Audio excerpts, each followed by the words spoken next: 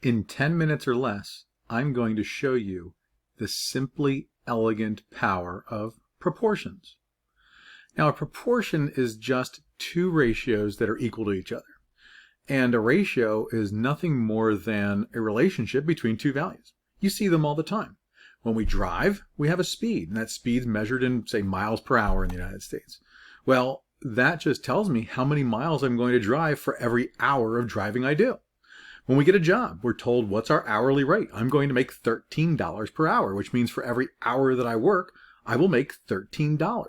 Those ratios and those relationships we assume are constant. Now they're going to change. If you do great work, the next year you'll make $15 an hour and you'll be that much happier. If you have a lead foot, you might drive 50 miles per hour. Just be careful. But when we have a ratio and we can use that fixed relationship between the two values in the ratio, we can then extend that to make predictions about, well, what will we have if we have 7 hours of driving? Or if I work for 10 hours today? We can then predict how much the other value will change in relation to the value that we're varying.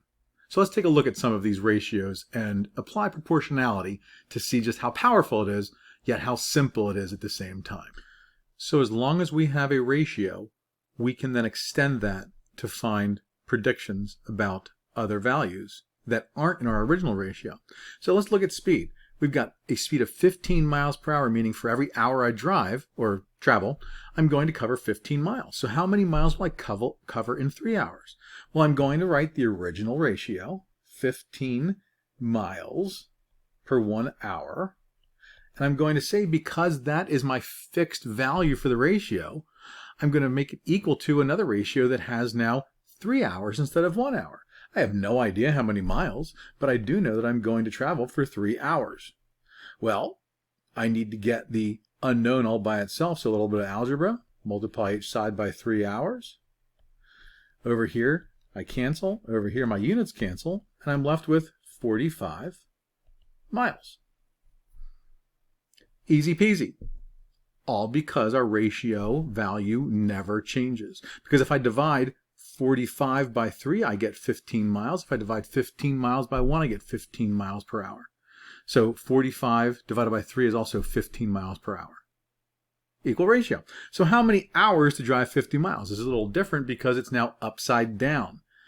And students get freaked out when the unknown is in the denominator of a fraction. But it's not that big a deal. So watch. How many hours to drive 50 miles? My original ratio is still 15 miles for every 1 hour. And I call this a unit ratio because my denominator is 1. If I have something other than a unit ratio, I can always just do the division to eliminate the number in the denominator and just get 1 in the denominator. But 15 miles per hour is going to have the same value as I have no idea number of hours, but I'm going to cover 50 miles. Now this freaks students out when I have the unknown in the denominator. So a little trick. Whenever I have an equal sign, if I do the same thing to both sides of the equality, I still hold equality. So why don't I take the reciprocal of this side and also the reciprocal of this side? And I now get 1 hour is to 15 miles as unknown hours is to 50 miles. I've still held equality because I took the reciprocal of both sides. Remember, do the same thing on both sides of an equation. It's still an equation. And now a little bit of algebra. 50 miles. Units cancel. Everything cancels. And I get 50 15ths of an hour, which is ridiculous, right? Hey, they're both multiples of 5, though, so this really becomes 10/3 of an hour, and that's more manageable. That just is, if I put it in my handy-dandy calculator, I'd find 3 1/3 hours, or about 3 hours and 20 minutes. So that's a quick application of using ratios and proportionality. Instead of speed, what if we take a look at pay? I am going to get paid at a rate of $10 per hour. How much can I earn in an 8-hour day? I still start with another unit ratio because I have 1 in my denominator. Every hour gets me $10. 8 hours gets me how many dollars? Well, I need to get my unknown by itself, so I'm just going to multiply each side by 8 hours. That goes away, my hours cancel, and I'm left with $80 for an 8-hour day. And I know you probably could have done that in your head, but what if your hourly rate is $17.26 an hour?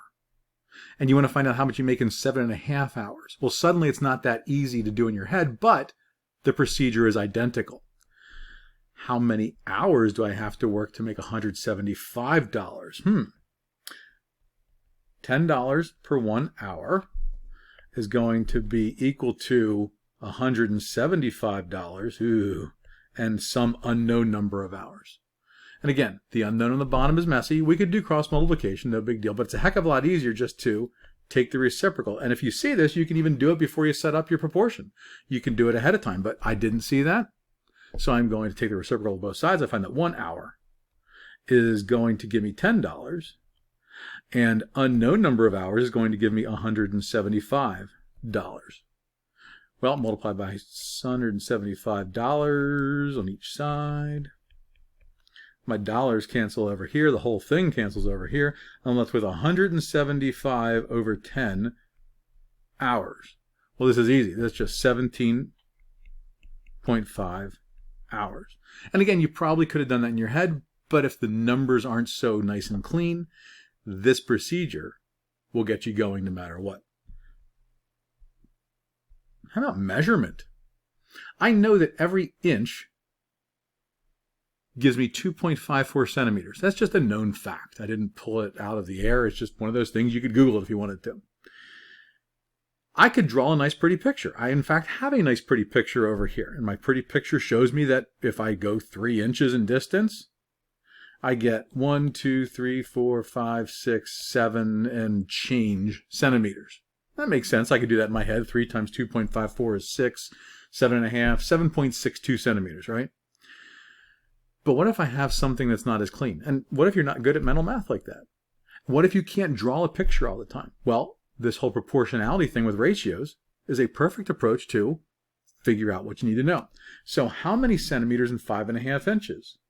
Well, if I know that there's 2.54 centimeters in every inch, and the one could be implied, or I could leave it out and imply it, or I can write it explicitly, it doesn't matter. And then on the other side, I've got, let's see, 5.5 inches. And who knows how many centimeters. So I'm just going to multiply each side. 5.5 inches. My inches cancel, everything cancels, and I get 5.5 times 2.54, 13.97 centimeters in 5 inches. 5.5 inches, sorry. Let's flip-flop. How many inches for 75 centimeters? Well, now I see the pattern, and I know that centimeters are known, inches are unknown. So I need my inches on the top. So I'm going to say 1 inch is 2.54 centimeters.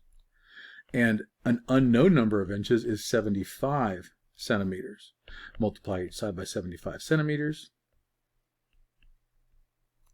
Over here, my units cancel. Over here, everything cancels. And I find that it is 29.53 inches.